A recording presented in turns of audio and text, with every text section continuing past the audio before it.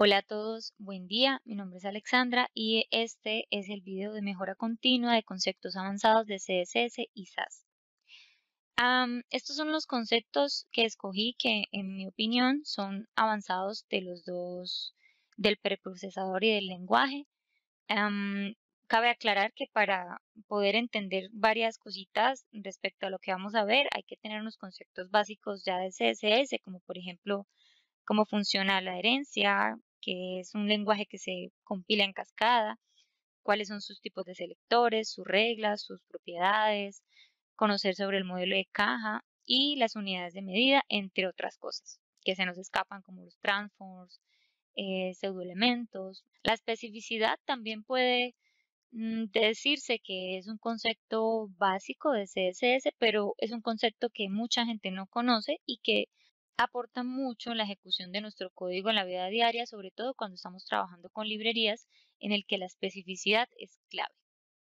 CSS es un lenguaje que se compila en cascada bastante amplio, que tiene muchos conceptos, pero aquí como vamos a ver conceptos avanzados, los que seleccioné son a mi criterio los que casi no se conocen y que son avanzados para el lenguaje. Y del stent hacia abajo, del punto 6 al 10, vamos a ver conceptos avanzados de SAS. Como saben, SAS es un preprocesador de CSS, no es un lenguaje como tal y tiene muchas ventajas. Tiene, por ejemplo, el anidamiento, que son los nesting, que vamos a ver más adelante, que nos permite pues trabajar con jerarquías de clases y mejorar la legibilidad del archivo.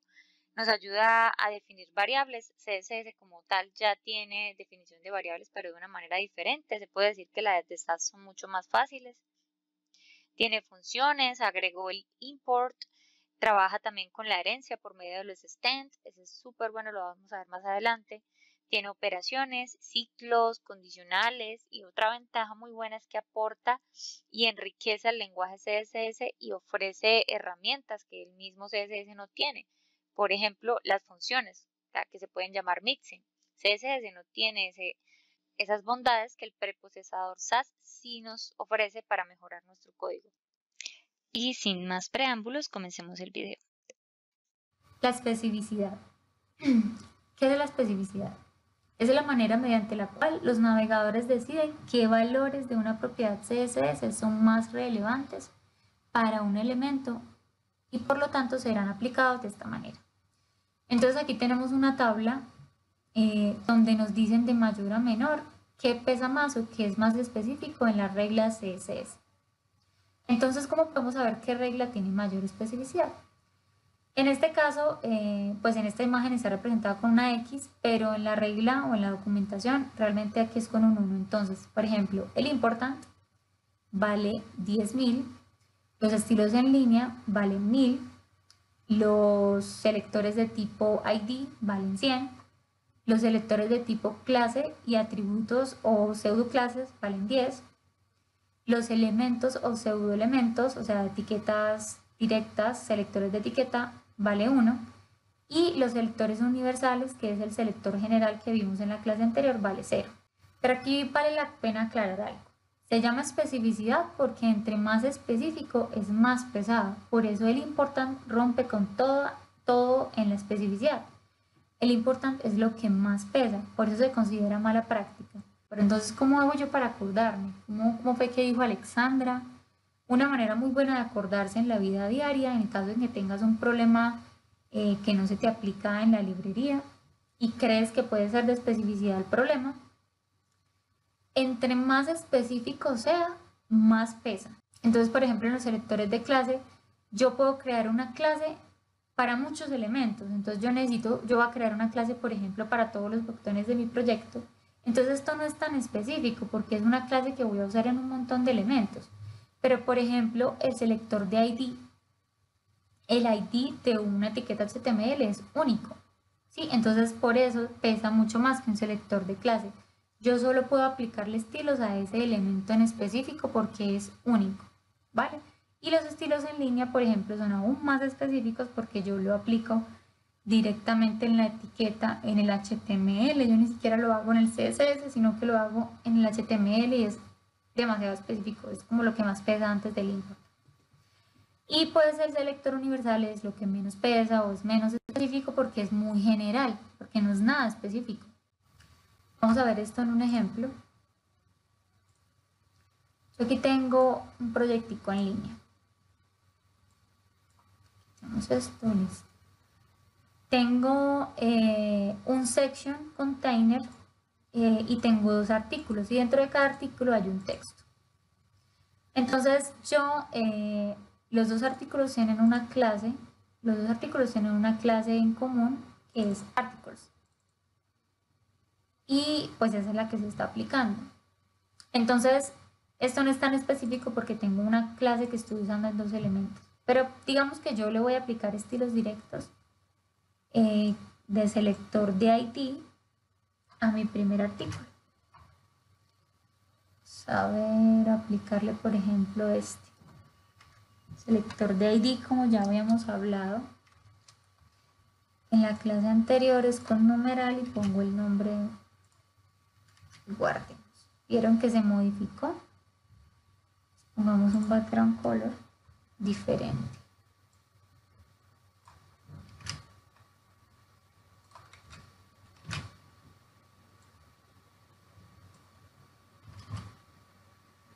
¿Qué pasó aquí? ¿Por qué si yo no le he modificado la clase a este artículo? ¿Por qué me tomó el de ID? Por lo que acabamos de ver. Que el selector de ID pesa mucho más, por especificidad es mucho más específico que una clase tan general. Entonces no me tomó, aunque tenga aplicado en mi proyecto la clase de artículos, no lo toma, sino que toma el selector de ID.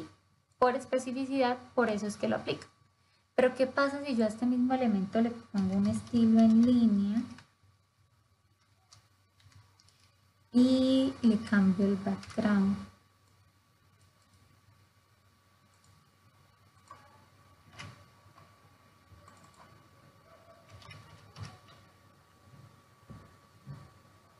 Tal cual.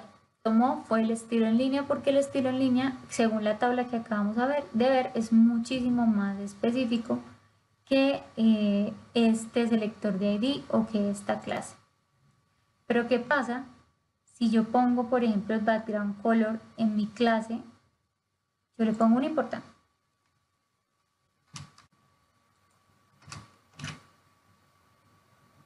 ¿Ven? Entonces vuelve a tomarme el color de la clase. Vuelve a tomarme, o sea, en este caso del important, pues no aplica toda la clase, sino que aplica solo la declaración donde yo pongo el important. Pero para el resto de elementos de para el resto de estilos sí aplica el de estilos en línea. Por ejemplo, si yo aquí que el color de la clase del texto sea rojo, pero que el color de aquí del estilo en línea sea naranja.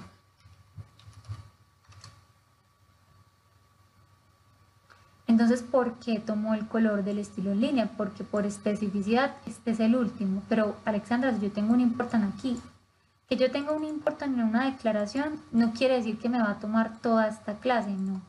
Solo rompe especificidad con esta línea que es el background. Pero si yo le quito el important a esa declaración, bien, que él pone el azul de background que está en el estilo en línea, que es lo último que pesa sobre el de ID, sobre la clase. Y es lo mismo que si yo le pongo un important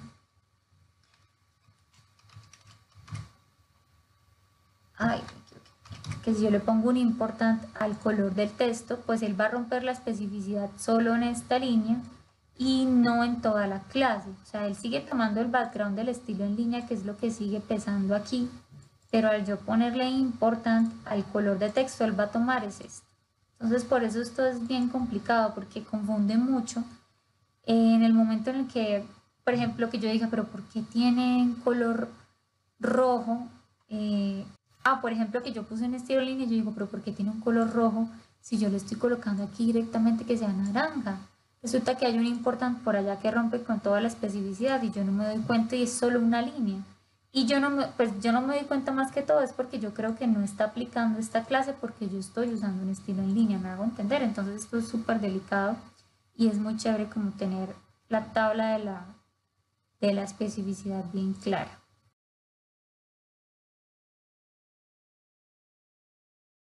La propiedad positions o posiciones representa cómo se posiciona el elemento en el DOM.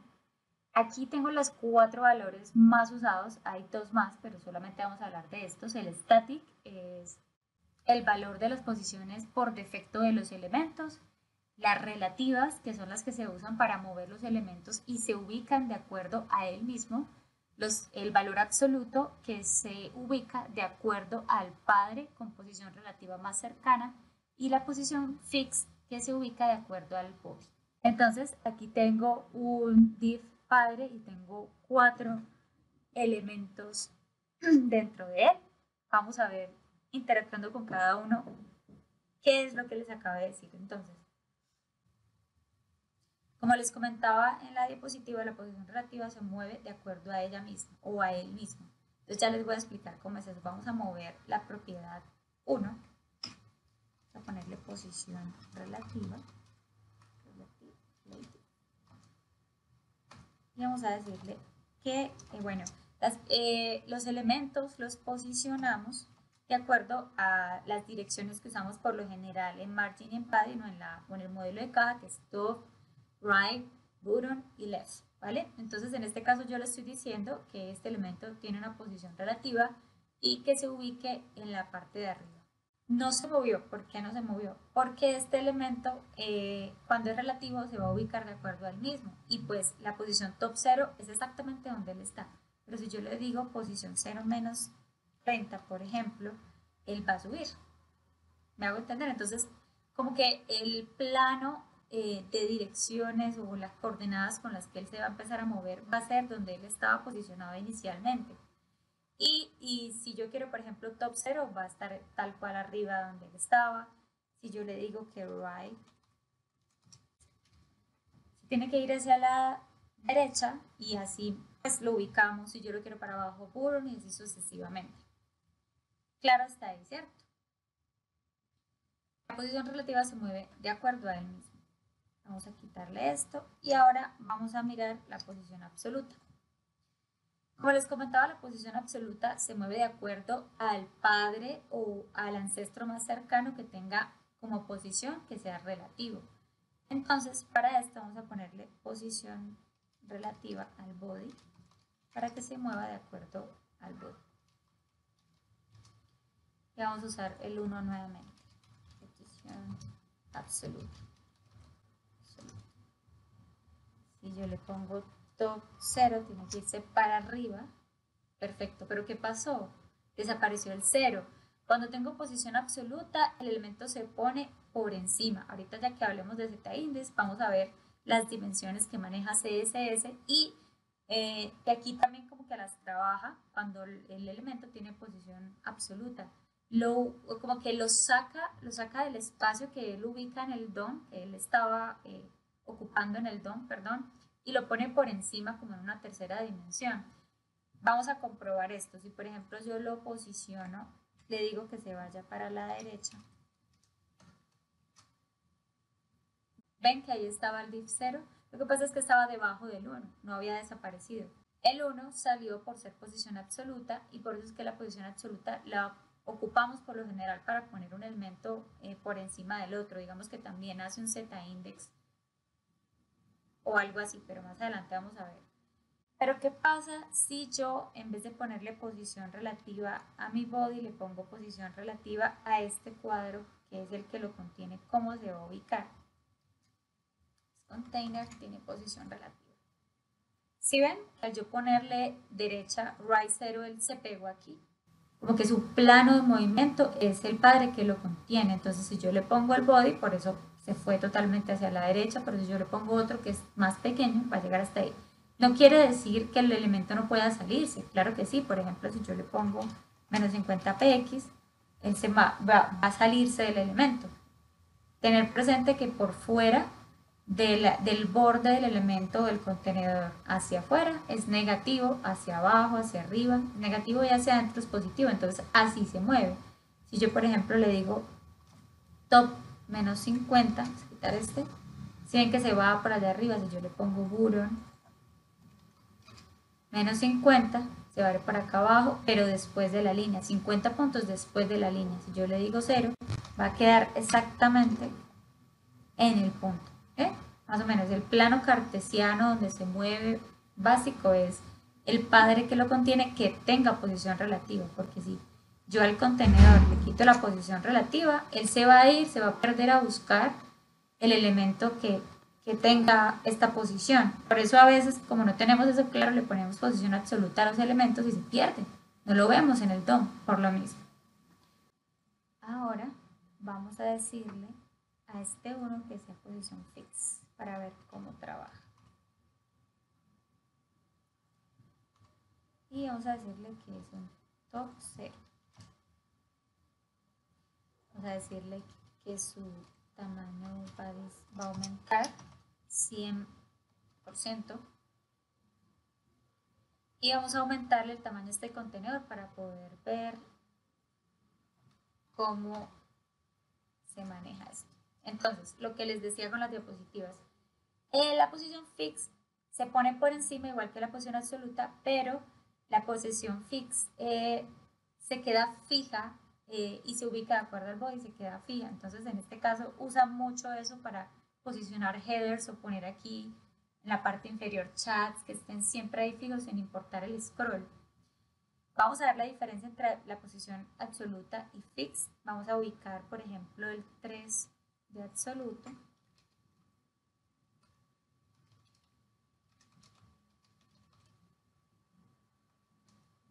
Digámosle que es white.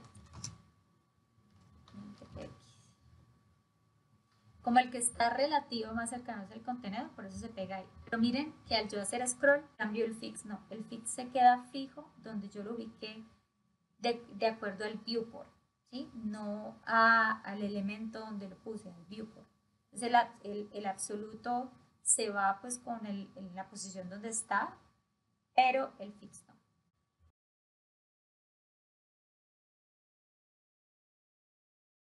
Z-index es una propiedad CSS que funciona con 3 dimensiones, con alto, ancho y profundidad.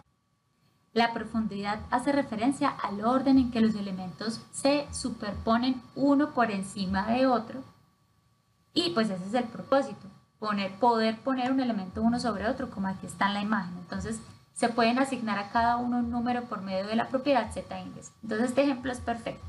Miren que el DOM sería este, que es como el browser, el DOM pues que estás viendo en la página web, pero hay varias dimensiones. Hay unas dimensiones adelante, cuando el Z-index tiene posición positiva, se posicionan adelante. Entre más número tenga, más arriba va a estar. Y cuando tiene posición negativa, se va a poner detrás del elemento del DOM. Y entre más grande sea el número de esta posición negativa, más atrás se va a poner. Y esto nos sirve para posicionar. Aquí tenemos un ejemplo. Tratemos de ver la página web como un papel colocado sobre la mesa, donde los ejes X y Y serían los que siguen los bordes, o sea, X y Y. Y el eje Z, que es el de Z-index, sería hacia arriba. Será una perpendicular hacia arriba, y eso mismo es lo que vemos acá. Unas especies de unas capas que nos da esta propiedad para poder ubicar los elementos uno sobre otro. Vamos a hacer este ejemplo que tengo acá con estos cuadritos. Entonces vamos a mover al que los contiene para que no se me muevan más de ahí. Listo. Entonces con el inspector podemos ayudarnos para ubicarnos. Yo lo quiero más abajo, que se vea el número, le puse mucho. Aquí más bien es left. Left 30. Listo. Entonces copio y pego esto y lo pongo aquí en mi código. Me ayudo con el inspector para poder ubicar los elementos. Ahora vamos a ubicar el 2, copiemos y peguemos posiciones, pero pongámosle obviamente más. Vamos a ayudarnos con el inspector seleccionando el elemento. Más abajo, que se vean los números. Y más hacia la derecha. ¡Ay! Más hacia la derecha. Listo. Copio y pego. Copiar y pegar en el siguiente, en el 3. Se puso sobre el 2 porque tiene las mismas coordenadas por ahora. Ay, hacia arriba primero. Que se vea el número. So, un poquito más hacia el lado.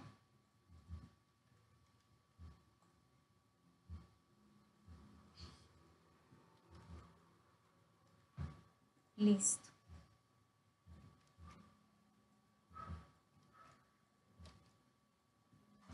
Copiemos y peguemos. Ahí están. Entonces, como les comentaba, se posicionan una abajo de la otra porque tienen posición absoluta y hace de cierta manera esto. Recuerden que cuando es posición absoluta se pone como un eje encima y por eso pasa esto. Pero entonces vamos a utilizar la propiedad z-index para invertirlo. Vamos a poner el 0 arriba, debajo el 1, debajo el 2, y así al revés. Entonces vamos a ponerle al 1 z-index.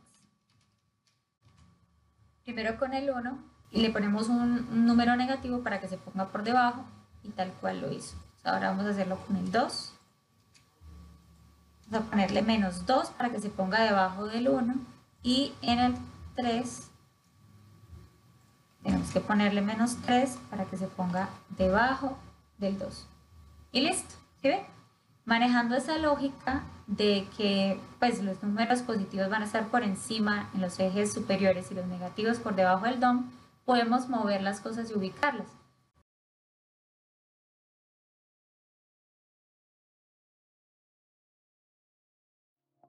Animaciones mediante keyframes. ¿Qué son los keyframes? El día de hoy quería compartir con ustedes un conocimiento fundamental para cualquier persona pues, que desarrolla web. Me refiero a la construcción de animaciones con keyframes. Un keyframe es una regla de CSS que permite construir animaciones y esto se logra mediante una aplicación de una transición a un elemento en el DOM. Dicho elemento lo que hacemos es aplicarle un conjunto de reglas de estilo de un estilo a otro. Funciona de la siguiente forma. Se declara la regla usando @keyframes y posterior a esto se le da un nombre a la animación. Luego se abren y se cierran llaves y se define el conjunto de reglas con el que empezará la animación, en este caso from, y luego el conjunto con el que terminará, que se llama to.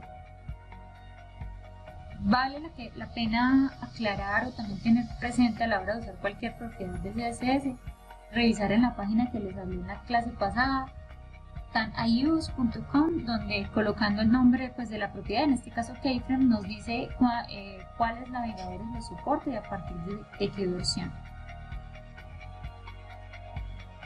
Vamos a hacer ejemplos prácticos de esto que les acabo de decir. Entonces primero tenemos que definir el keyframe que queremos, pues crear el keyframe que queremos hacer. Luego debemos poner el nombre, en este caso pues yo lo voy a poner que se llama palabra, mi keyframe. Abrimos, cerramos llaves, ponemos el inicio del keyframe, que es el comienzo, y luego el final. ¿Qué quiero que pase yo en el comienzo de mi keyframe? Quiero que mantenga el mismo color del texto, pero al final quiero que lo cambie por un color rojo. También quiero cambiarle el tamaño, entonces cuando empiece va a empezar con el mismo tamaño que ya tiene y cuando termine yo quiero que termine en 100px el tamaño de la letra. Entonces ahí ya está creado nuestro keyframe. Ahora en el elemento, la clase que tiene estas letras se llama elemento y el que lo contiene se llama container. Entonces en donde yo la quiero aplicar voy a llamar animation. Puedo hacerlo de dos formas, o poner animation name y colocar aquí palabra, que es el nombre de mi keyframe, y luego animation duration y colocar pues la duración de la animación y ahí pues va a funcionar correctamente. Ah, ok, aquí hizo falta la S keyframes, por eso es que no funciona. Aprobar, efectivamente. ¿Ven? Se cambió a rojo y se disminuyó el tamaño. Esa es la animación. Otra manera mucho más fácil es simplemente colocando animation, dos puntos, el nombre del keyframe y luego pues el tiempo que yo quiero que se demore. En este caso van a ser 10 segundos. Es una sola línea y va a ser exactamente lo mismo. ¿Ven? Nuestra animación. Ahí está hecha. Se pueden hacer muchas más cosas, depende pues de la creatividad y de la necesidad. Por ejemplo, este pues, es un proyecto de animación con keyframes súper avanzado, súper chévere. Aquí hay uno sencillito. Aquí tenemos uno también sencillito donde solamente hay como una cámara elaborada. Miren este tan chévere, que hay movimientos múltiples de diferentes elementos. Los invito pues a que hagan el ejercicio en la casa. Puede ser así de sencillo como el que hicimos hoy. O pueden hacer otro tipo de animación. La idea es que se haga, que practiquen. Listo, ahora vamos a ver los pseudoelementos. Hay dos pseudoelementos súper importantes y súper chéveres para ser creativos y hacer muchas cosas sin tener que utilizar div, que son el before y el after, antes o después. Aquí como lo muestra la imagen, nuestro elemento es este. Tenemos un before y un after y el contenido se pone encima. Y la sintaxis es esta. Pongo el nombre de la clase, 4 puntos o 2 puntos, 2 puntos, before y after. De la misma manera vamos a ver un ejemplo. Listo, vamos a ver esto en un ejemplo práctico. Entonces, tengo aquí un número 10 y voy a usar los pseudoelementos para formatear este número sin necesidad de usar JavaScript. Y que el elemento en mi JavaScript pues está puro. Yo simplemente lo modifico, lo formateo es con CSS. Y esto es posible.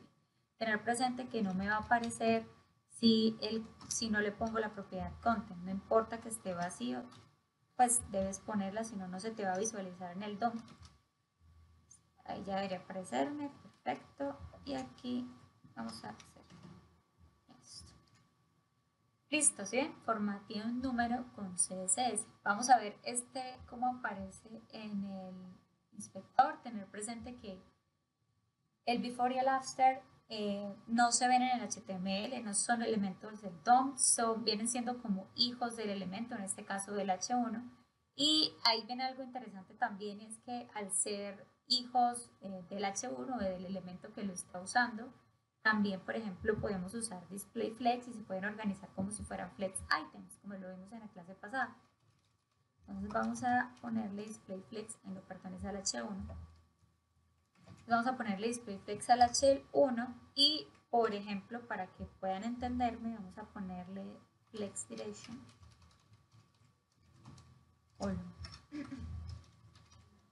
Y deberían de ponerse verticales, perfecto, ¿sí ven? Entonces hace lo mismo que como si tuvieran un flex container y los items fueran el H1, el before y el after. Se comportan como flex items. Y esto también permite hacer muchas cosas. Por ejemplo, a ver, vamos a hacer otra cosita con esto. Quitemos el display flex. Por defecto, el before y el after y el elemento por defecto son inline block, por eso todos se ubican en el mismo bloque o en la misma línea. Otra manera de usarlo como si fuera, por ejemplo, un div vacío para hacer lo que yo quiera con el before y el after sin tener que utilizar pues una etiqueta HTML o llenar más de HTML mi componente, para que pueda aparecer un elemento o un div en blanco, tenemos que ponerle display block para poder verlo en el elemento y que también pues que cambia el display, ya no es inline block sino block. Es decir, que este elemento me queda solo en una línea de bloque, ya no está pegada en esta y esto me permite pues hacer cosas arriba y abajo del elemento. En este caso, ¿yo qué voy a hacer? Ya no necesito un contenido, pero sí debo dejar la propiedad content, si no, no me va a aparecer. Y vamos a ponerle un ancho y un alto. Un width de SPX, por ejemplo, un height de 50 px y un background red. ancho lo hice al revés. Espérate. Listo. Quiero una línea. Por ejemplo, si yo quiero una línea larga, arriba o abajo, por ejemplo, podemos hacer infinidad de cosas. De esto depende nuestra creatividad. Si yo quiero tener una línea arriba, mira que me lo permite. Si yo quito el content, no me va a aparecer. Por eso es muy importante siempre que vamos a usar el before y el after, tener la propiedad content, no importa si está vacía. Y para poder ubicarlos arriba o abajo, en este caso before, que significa antes, se ubica antes, y el after se ubica después. Vamos a copiar y pegar, y cambiarle el color, y quitemos el contenido. Listo, entonces yo tengo ya una línea arriba, una línea abajo, se pueden hacer muchas cosas, depende de la creatividad y de tu necesidad.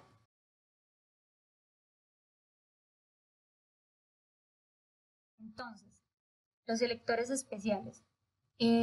¿Por qué traje a colación estos selectores especiales? Porque son muy importantes en el manejo de la vida diaria. Sé que diariamente tenemos muchos inconvenientes al intentar modificar librerías y estos selectores como el div y el host pues nos salvan mucho la vida. ¿En qué sentido? Les voy a contar. En este mismo proyecto que estamos viendo acá, yo tengo dos componentes de registro y digamos que yo quiero modificar este icono, quiero modificar el color del icono que está dentro de un componente de fecha, de un input tipo fecha, tipo calendario, perdón. Entonces en mi HTML yo esto lo tengo representado como una etiqueta pues de la librería Material UI de Angular, que es Mat-Form5, yo no tengo aquí ningún icono. Vamos a intentar modificarlo como lo hacemos por lo general. Entonces nuestro inspector nos ayuda a encontrar los elementos. Como ya hemos hablado, pues seleccionamos la parte superior izquierda y buscamos el elemento que necesitamos seleccionar. Hay que tener cuidado porque, por ejemplo, aquí creemos que lo seleccionamos donde nos sale ese margin. Creemos que lo tenemos seleccionado, pero no es así. Ahí estábamos seleccionando como un contenedor del icono. Aquí ya tengo el icono. Yo lo selecciono y empiezo a mirar aquí. ¿Qué clases estoy mirando? Puedo utilizar el elemento .style, como les comenté, para saber si el que seleccioné sí es. Entonces vamos a cambiar el color como lo que nosotros queremos hacer, a ver si es el elemento. Efectivamente sí es. Entonces desactivémoslo y vamos a buscar cuál clase me aplica esto. Yo pienso que es este Mat Icon Button. No me deja deshabilitar los otros, pero si yo hago una prueba y coloco aquí color blue, se cambió. Es el mismo elemento de la librería para los dos. Efectivamente me aplicó el color azul, así que esta es la clase con la que yo puedo modificar el color. ¿Por qué no lo dejo simplemente modificado aquí, sino que lo vamos a ver en el proyecto? Porque esto es como, pues voy a enseñar cómo hacerlo en la vida diaria. Entonces copiamos la clase que me aparece que me está modificando este icono. Vamos a nuestro CSS o SAS del proyecto. Y aquí vamos a poner el color que yo necesito cambiar, el cambio que yo necesito hacer, que el botón sea azul. Esperemos a que recargue y efectivamente no lo cambió. ¿Esto por qué pasa? Porque en mi HTML yo no tengo representado este icono y el div y la etiqueta o el selector especial div, ¿para qué sirve? Sirve para desactivar las reglas CSS específicas, en otras palabras, le da acceso a los elementos del DOM que no están en el HTML de su componente. Por ejemplo, si está usando Angular Material o cualquier otra biblioteca de terceros, algún elemento generado está fuera del área del componente, por ejemplo, un diálogo que esté internamente en la etiqueta de mi librería, pues yo no puedo acceder a ella porque está oculta internamente entre esta etiqueta. Entonces, en el ejemplo que les había mostrado yo en mi HTML de mi proyecto, solamente tengo un Mat-Form5 que es de mi librería y él internamente tiene muchas otras etiquetas con el que lo crea, pero yo no puedo acceder a ellas. Por eso fue que mi cambio no se realizó. Entonces vamos a usar el ngDiv, pues en general el selector es div, pero Angular hizo su propia versión de este selector y se llama ngDiv. Entonces vamos a ver si esto en teoría funciona.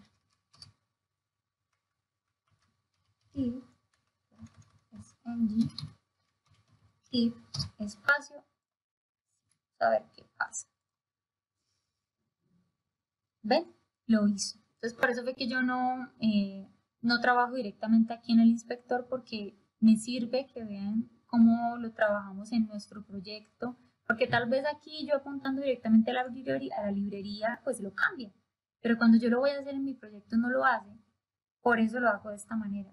Aquí ya lo hizo, pero ¿qué pasa?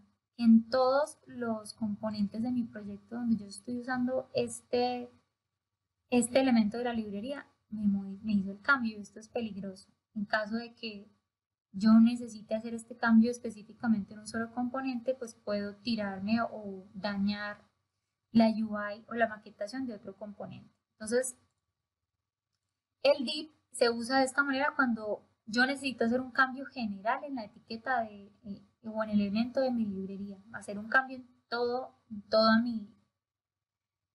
mi proyecto. El selector host aquí es donde entra como a ayudarnos en este aspecto. Resulta que yo quiero que solamente se aplique a este componente. Entonces la pseudoclase host sirve para apuntar a estilos en el elemento que se alojan en el componente. Y esta es la manera en la que se usa. Vamos a probarlo. Entonces vamos a mi proyecto. Pongo 2 puntos host, espacio, 2 puntos en gdiff y guardemos. Listo. Yo hice la modificación, fue en mi componente registro 2, pero yo tengo un componente registro 1, perfecto. ¿Sí ven? Entonces es súper útil para cuando, pues en el caso en que yo necesito hacer un cambio solamente en mi componente. Pero ¿qué pasa si yo quiero en mi componente de registro 1 ponerlo verde? Este es un componente diferente. Entonces, copio esta línea. Me voy al componente de registro 1 y la pongo gris.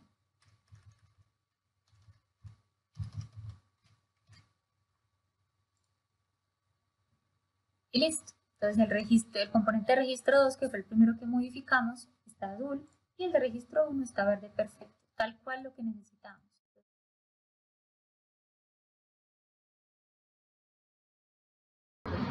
Bueno, ahora vamos a hablar de los extend. Esta es la manera en la que SAS utiliza la herencia de CSS para extender bloques de código a otras clases y que se use una sola vez. Ya les voy a explicar para que entiendan bien esto. Se usa este shorthand, que es el símbolo porcentaje, para crear la clase que yo quiero extender. Por ejemplo, voy a ponerle que esta clase se llama MassWidth. Vamos a ponerle este bloque de código, listo. ¿Por qué lo estoy trabajando aquí en Visual Studio? Este SASMeister es una página donde nosotros ponemos nuestro SAS a mano izquierda y mano derecha nos va a decir cómo se traduce en CSS. Como pueden ver, aquí no salió nada y esa es la ventaja de declarar la clase para el extend con el símbolo de porcentaje. ¿Cómo se usa el extend? Entonces, digamos que yo quiero extender esta clase a la clase container. El extend se usa con el arroba extend y se copia tal cual. Si por ejemplo fuera una clase la que fueras a extender, pues se pone así con el punto. Pero en este caso, como es el porcentaje, vamos a copiar y pegar esto. Y así. ¿Ven? Que ya aparece. ¿Cuál es la ventaja de declarar nuestras clases con este símbolo de porcentaje para el extend? Pues que ahorramos código en nuestro CSS y esta clase no va a aparecer hasta que nosotros no la llamemos en el extend, ¿vale? Por ejemplo, si voy a usar esta misma clase en otra clase, clase 2, quiero extenderla, el extend en CSS lo que va a hacer es esto, declarar un solo bloque de código, no lo va a repetir y arriba pues vas a llamar múltiples clases que son las que yo estoy diciéndole que van a usar ese mismo código. También se puede hacer de esta manera, por ejemplo, clase btn, yo le voy a meter unos estilos.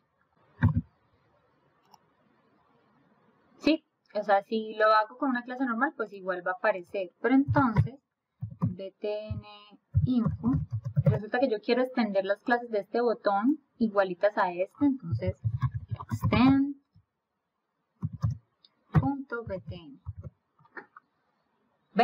Entonces usa el mismo bloque de código, pero la declara en todas las clases que la hayamos extendido. Es la manera en la que SAS utiliza la herencia de CSS, extiende un bloque de código a otras clases.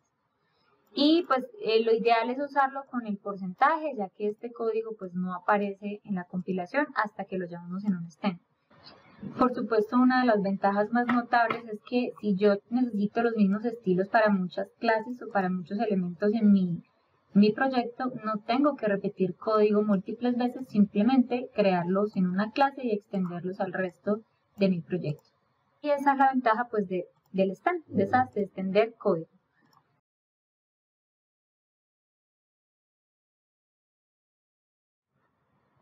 Bueno, ahora vamos a hablar de los mixing. Antes de eso, antes de hacer nuestro primer mixing, quiero explicar rápidamente la estructura, que es la misma que usamos en el banco, o que he visto que se usa en los proyectos del banco, y explicarles por qué se usan estas carpetas y la organización con un underscore. Esto quiere decir que es un parcial. Cuando se va a compilar a CSS y detecta que tiene un underscore antes del nombre, detecta que es un parcial y no lo compila hasta que no sea importado y solo se compila en el archivo donde lo importamos. Entonces, la estructura de este proyecto, que es muy parecida a la que tenemos en los proyectos en los que trabajamos, es que hay una carpeta de CSS aparte en assets, de CSS, perdón, donde hay estilos bases, que son estilos globales. Cada uno tiene su index, que es donde se importa, bueno, este es el normalize. Este código normalize es una librería que nos ayuda a nivelar los estilos para todos los navegadores y este código no lo suministra normalize. Si quieren más información sobre esto, lo podemos hablar en la reunión que hagamos sobre esta mejora continua. O yo tengo un video de esto en el curso que estoy haciendo y se los puedo mandar para que esté más detallada la información. Entonces, cada carpeta tiene un index que es donde se importan estos archivos y asimismo en la parte de afuera hay otro archivo que no es un parcial que importa cada una de los index de base, de components y de utils. Y este application se importa en styles. Entonces de esa manera es que tenemos disponibles los estilos en toda nuestra aplicación. Solo agregando estilos en esta carpeta podemos tener así nuestro SAS más organizado, más centralizado. Y bueno, entonces aquí en utils tenemos la carpeta de nuestros mixing. ¿Qué es un mixing? Básicamente un mixing son funciones que nos permiten reusar declaraciones e incluso modificar el valor cuando las usamos. Vamos a ver cómo se declara un mixing primero y es con @mixing. Luego colocamos el nombre de mixing, por ejemplo, el maswidth, abre y cierra, listo. Ahí ya tenemos declarado un mixing. Vamos a poner pues el código adentro, lo que yo quiero que haga es el mixing, 24px, listo. Ahí ya está declarado. ¿Cuál es la manera en la que yo lo uso? No sé, por ejemplo, vámonos para base, globals, y digamos que yo quiero utilizar aquí, en esta clase container, y mixing. Entonces para utilizarlo uso @include y pongo el nombre del mixing que ya está creado. Ven que automáticamente Visual Studio ya lo busca porque es un mixing que ya existe. Enter y listo. Este maswidth que está dentro del mixing se está también utilizando en esta clase container. Vamos a ver en SassMeister este mixing para que podamos entender un poco mejor cómo funciona. Entonces, declaremos el mixing y vamos a crear nuestra clase container para incluir nuestro mixing. Se llama maswidth. Y vamos a incluirlo pues en otra clase diferente de PN. Entonces aquí podemos ver lo que pasa. Nos permite pues generar funciones escalables, que si yo modifico el valor de mi mixing, pues también se va a cambiar el valor en estas funciones donde lo voy a incluir. ¿Ven? Ok, ahora vamos a ver una manera más avanzada en la que podemos trabajar los mixing y es por medio de parámetros. A los mixing también le podemos poner parámetros.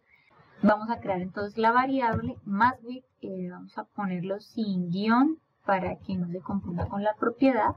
1024px. Entonces yo ya aquí en el valor de mi propiedad no pongo el número, sino la variable que me llega por parámetro. Y así, como ven, lo toma perfecto y es una manera pues más organizada. Vamos a hacerlo de otra forma y es, por ejemplo, que yo aquí cuando llamo mi mixin, yo también puedo modificar el valor cuando lo llamo. Entonces yo le puedo poner 800px y así, pues entonces modifique el valor a 1 manualmente y el de container tiene 800px. Sin embargo, el de BTN pues sigue teniendo los 1024 que trae el mixing. Entonces lo que les comentaba que es una manera mucho más escalable es que, por ejemplo, creemos la variable que es valor más width, por ejemplo, 4. Y yo aquí, en vez de ponerle directo el valor, pues le pongo esa variable. Quitarle esto aquí a este mixing. Y listo. Entonces, si yo cambio simplemente la variable donde le pongo, no sé, 50px, automáticamente se va a cambiar todo. Y esta es una manera muy escalable y muy inteligente y chévere de manejar los mixing, que nos permite simplemente cambiando el valor de una variable, cambiar múltiples cosas en nuestro proyecto que se manejan igual.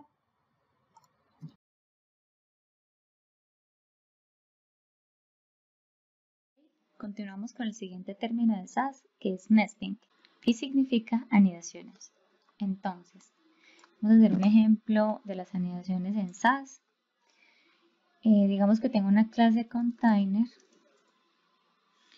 y necesito a esa clase container ponerle el hover. Me permite hacerlo. O poner, por ejemplo, un elemento A. Esto es lo que nos permite hacer SAS. Antes lo que teníamos que hacer era, no sé, poner container y luego el A y así, pues el código, la ventaja de esto es que nos ayuda a organizar el código y se ve menos plano. Entonces, viéndolo como nos lo permite hacer las anidaciones de SAS, se ve más organizado. Vamos a meterle código a esto.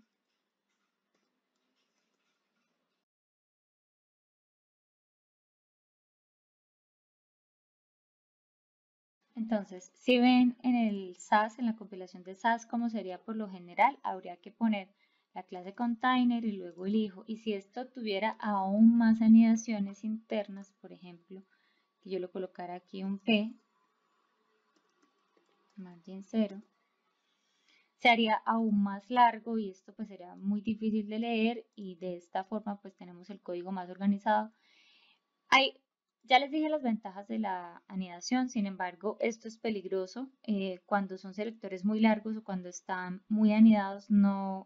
A veces no se sabe a qué padre pertenece. Lo ideal es hacerlo todo independiente, pero pues si es una clase que no vas a reutilizar, puedes organizarlo de esta manera usando el nesting. También es difícil pues reutilizar, por ejemplo, estas clases que están muy profundas porque tienen que ser, pues dependen, no va a funcionar por sí sola, depende de que también se use el padre. No permite reutilizar esta clase porque debe estar siempre dentro de un container y pues no va a funcionar. Entonces eso es como la desventaja de este nesting, que si son clases ya muy anidadas y muy profundas, a veces se pierde el contexto de cuál es el padre de cuál o no permite reutilizarla. Y la ventaja pues que es el código no se ve tan plano y más organizado. Tiene otra ventaja adicional, hay un shorthand que se usa con el carácter I, que es para denominar al padre. Es como la manera también en la que se trabaja el VEN, el Block Element Modifier. Sería por ejemplo btn. Y si yo quiero ponerle una clase hija, sería usando este btn info, por ejemplo.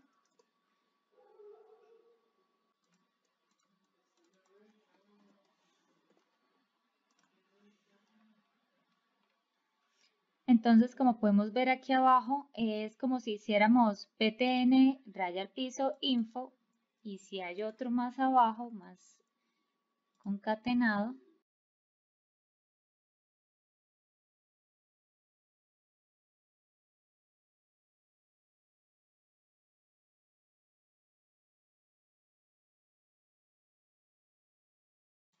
miren que esto quedaría mucho más largo y difícil de leer, entonces este carácter, que es la I, nos ayuda a hacer referencia al padre, es decir, por ejemplo, en el código va a quedar compilado en que viene de BTN y es BTN raya al piso info y así sucesivamente como lo compila acá y acá pues sería muy difícil de entender. Y eso sería todo por esta parte de nesting, anidaciones.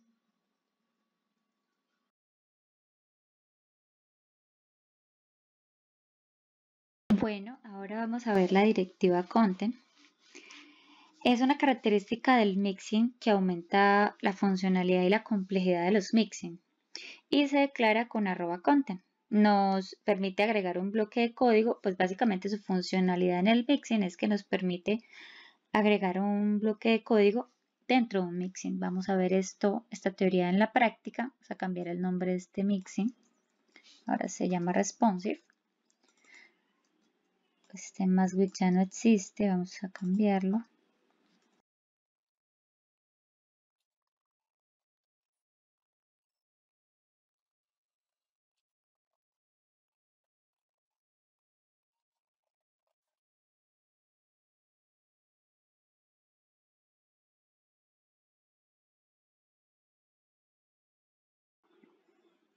Ok, aquí es donde ponemos la directiva content.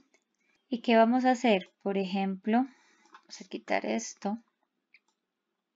La manera en que lo vamos a trabajar es, por ejemplo, yo quiero hacer las medidas del media query responsive del contenedor de la clase container. Entonces voy a decirle que cuando pues no tenga restricción de medida, el color del texto sea rojo. Pero vamos a agregar nuestro mixin, que se llama responsive. Y vamos a agregarle que cuando sea mayor, que cuando su MaxWidth tenga un tamaño de 800 px, el color del texto sea azul. Entonces, ¿cómo va a funcionar esto? Aquí pues yo estoy colocándole directamente por parámetro el valor del ancho que le llega al mixin y el content funciona de esta manera. Que digamos que esto es una función, un coco, realmente esto es un coco vacío donde el @content va a hacer que cuando yo llame ese mixin y el bloque de código que yo ponga dentro del mixin es el bloque de código que se va a colocar en ese media query. Esto es muy chévere porque me permite, por ejemplo, usar nuevamente ese mismo mixin responsive y decirle que ahora el breakpoint sea de 1024 px y que entonces cuando tenga ese tamaño el color pues sea verde. ¿Sí me hago entender? Podemos cambiar las características y esto es un súper buen ejercicio para cuando necesitamos hacer nuestros breakpoints de responsive design. Y básicamente ese es el concepto de content que se va a agregar en esta función, en este mixing, el bloque de código que yo le ponga cuando lo llame. Y listo. Eso sería todo por la directiva content.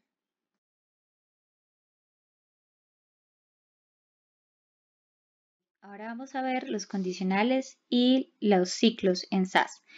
En este ejemplo lo que queremos hacer es que esas 12 columnas, la primera ya está ampliada del 1 al 5, queremos ampliar las 4 como en el ejemplo que estamos viendo ahí en el diseño y el resto ocultarlas para que solo nos queden 3 columnas con el contenido y una con el header. Entonces aquí ya tenemos un media query creado y creamos el ciclo for con @for. Ese i es el index, se pone from desde 1 to hasta 12. Después pues colocamos el @if que es el condicional que yo necesito para que solo me pinte hasta el número 4, hasta la celda de grid 4. Y si el index es mayor a 4, entonces le estoy colocando que en mi pseudo clase nth of type, ahí se está escapando la variable para que la tome. Si quieren en la reunión que tengamos sobre este tema, podemos hablar sobre este tema que no alcanzamos a ver en esta capacitación, que es escapar una variable en SAS. Entonces, cuando entra el if, que sí es mayor a 4, le pone el display none, y cuando no entra el if y sigue derecho en la interacción del for, mi ítem lo que va a hacer es el grid column, ampliarlo del 1 al 5, que es lo que necesitamos. Y al escapar la variable en la función, la pseudoclase nth of type, ahí está metiendo, es como si colocáramos un 1 y necesito un número, el número del index que está recorriendo el for. Vale, vamos a ver si esto funciona. Actualizamos y listo, perfecto. Pero abajo vemos que todavía aparece el 12, entonces vamos a ponerlo hasta el 13 porque funciona igual que un array, que como empieza desde el 0 no está tomando el número 12, entonces por eso hay que poner el 13 y en teoría ahí debería funcionar. Correcto, entonces ven, tenemos nuestras 4 celdas ampliadas.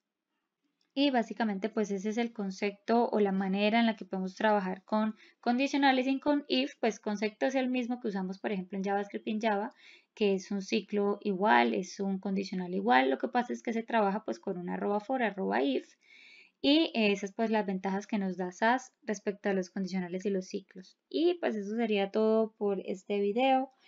Tenemos que coordinar la reunión para dudas, de pronto hablar sobre cómo escapar de esas variables, o hablar un poquito más de ese concepto. Espero que tengan un excelente día. Hasta luego.